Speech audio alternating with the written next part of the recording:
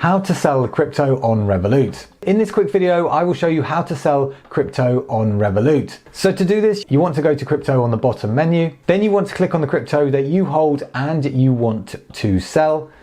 Then you can click on the sell button.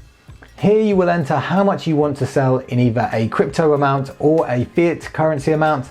Then you have the option for a market order, stop order, or limit order. A market order will execute now at the best available price.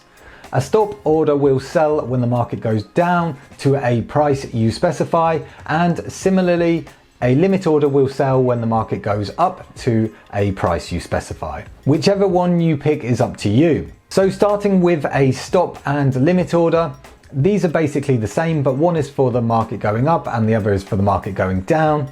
So you need to specify the price you want to sell at, and if your specified price is reached, then it will sell your crypto. I'm going to place a sell limit order for 100,000.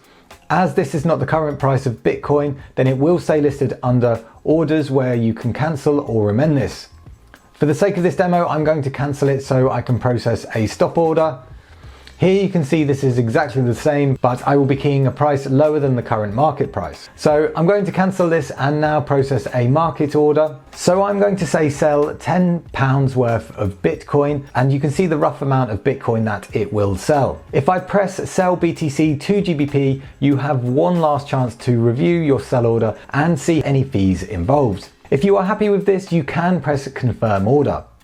And now you will get a pop-up confirming you have sold your crypto, and you can also see this in your transaction history. And that's how to sell crypto on Revolut. If you got any value from this video, then please smash the like button and don't forget to subscribe, as I upload new finance and crypto related content every week.